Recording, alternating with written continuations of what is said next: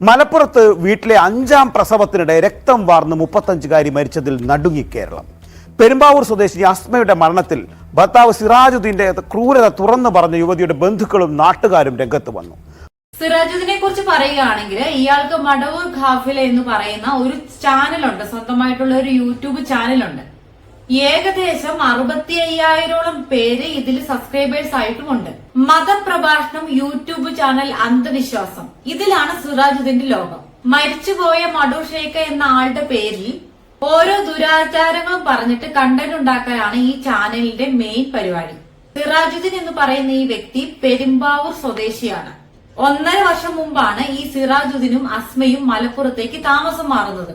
അവിടുത്തെ അയൽപക്കക്കാരുമായിട്ടോ നാട്ടുകാരുമായിട്ടോ യാതൊരു സഹകരണവും ഇല്ലാതെ ഒരു ഒറ്റപ്പെട്ട ജീവിതം തന്നെയാണ് അവർ ജീവിച്ചു പോന്നുകൊണ്ടിരുന്നത്. എന്തിനു പറയുന്നു, അവരുടെ വീട്ടിൽ ഇത്രയും കുട്ടികളുണ്ട് എന്ന് പോലും അവിടെ ആർക്കും അറിയില്ല. കഴിഞ്ഞ ശനിയാഴ്ച വൈകിട്ടോടെയാണ് സിറാജുദ്ദീന്റെ ഭാര്യ അസ്മയ്ക്ക് പ്രസവ വേദന ഉണ്ടാകുന്നത്.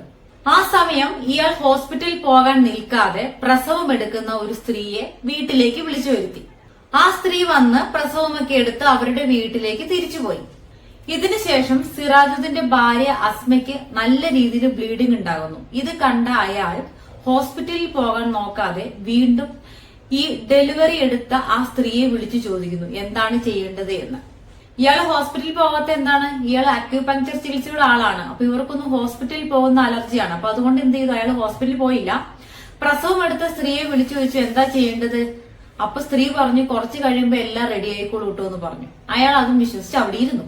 അങ്ങനെ മണിക്കൂറുകൾ കഴിഞ്ഞുപോയി. 9 മണിയായി. പ്രസവം കഴിഞ്ഞ് ഏകദേശം 3 മണിക്കൂർ കഴിഞ്ഞു. ആ സമയം നോക്കിയപ്പോൾ അസ്മയ്ക്ക് അനക്കമില്ലാതെ കിടക്കുന്നു. അപ്പോഴാണ് അയാൾക്ക് മനസ്സിലായത് ഭാര്യ മരിച്ചുപോയി എന്ന്. ഈ സമയം ഇയാൾ ഉടനെ ആംബുലൻസിലേക്ക് ഫോൺ വിളിച്ചു. പക്ഷെ ഇയാൾ ആംബുലൻസ് ഡ്രൈവറോട് പറഞ്ഞത് എന്താണ്, ശ്വാസം മുട്ടലാണ് എന്നാണ് പറഞ്ഞത്. അവിടെയും ഇയാൾ കള്ളം പറഞ്ഞു. അങ്ങനെ നിമിഷങ്ങൾക്കുള്ളിൽ ആംബുലൻസ് എത്തി. അതിനുശേഷം ഈ ആംബുലൻസിലെ ജീവനക്കാർക്ക് അസ്മയുടെ ശരീരം ആംബുലൻസിനുള്ളിലേക്ക് കയറ്റുമ്പോൾ മരച്ചിരിക്കുന്നത് പോലെ തോന്നിയിരുന്നു. ഇവര് നേരെ പെരുമ്പാവൂരിലേക്ക് പുറപ്പെട്ടു. അങ്ങനെ വീണ്ടും 3 മണിക്കൂർ കഴിയുന്നു. അവിടെ എത്തിയതിനു ശേഷമാണ് ഈ അസ്മ പ്രസവിച്ചതും മരിച്ചതും എല്ലാം ബന്ധുക്കള് പോലും അറിയുന്നത്. അത്രയും നേരം ഒരു മനുഷ്യനും അറിഞ്ഞിട്ടുണ്ടായിരുന്നില്ല.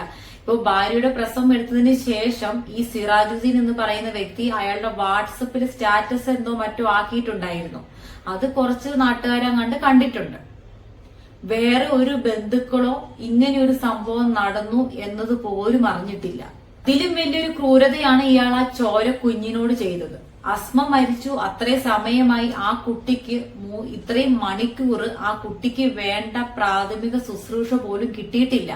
അതായത് കുഞ്ഞുണ്ടായിട്ട് 3 മണിക്കൂറോളം കുഞ്ഞിന് വേണ്ട പ്രാഥമിക ശുശ്രൂഷയൊന്നും കിട്ടിയിട്ടില്ല. അവസാനം പെരുമ്പാവൂരിൽ എത്തിയതിനു ശേഷം അസ്മയുടെ ബന്ധുക്കളാണ് കുട്ടിയെ ഹോസ്പിറ്റലിൽ അഡ്മിറ്റ് ചെയ്യുന്നത്. ഭാഗ്യത്തിന് കുട്ടിക്കൊന്നും സംഭവിച്ചിട്ടില്ല. ഈ സിറാജുദ്ദീന്റെ ഭാര്യ അസ്മ ആദ്യത്തെ 2 പ്രസവവും ഇയാൾ ഹോസ്പിറ്റലിൽ വെച്ച് തന്നെയാണ് ചെയ്തത്.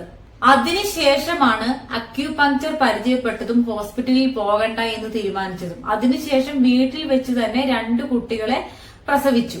5ാമത്തെ കുട്ടിയാണ് ഇപ്പോൾ ഉണ്ടായത്. മക്കൾ തമ്മിൽ അധികം ഏജ് ഡിഫറൻസ് ഒന്നുമില്ല.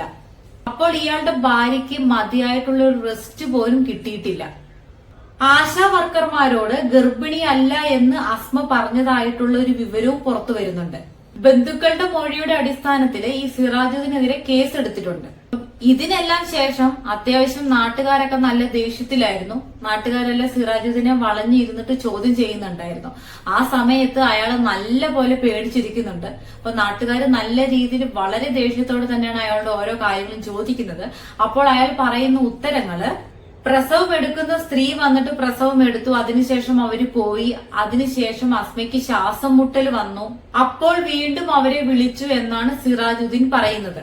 അപ്പോഴും ഹോസ്പിറ്റലിൽ കൊണ്ടുപോയ കാര്യമൊന്നും പറഞ്ഞിട്ടില്ല. ഇയാൾ പറയുന്നത് കള്ളമാണ്. കാരണം ഈ അസ്മയ്ക്ക് ശ്വാസം മുട്ടൽ ഉണ്ടായിട്ടല്ല മരിച്ചത്, ബ്ലീഡിംഗ് കാരണമാണ് മരിച്ചത്. നാട്ടുകാരുടെ അടുത്തുനിന്ന് തല്ലി കിട്ടണ്ടെന്ന് കരുതി അയാൾ വീണ്ടും കള്ളം പറയുകയാണ്.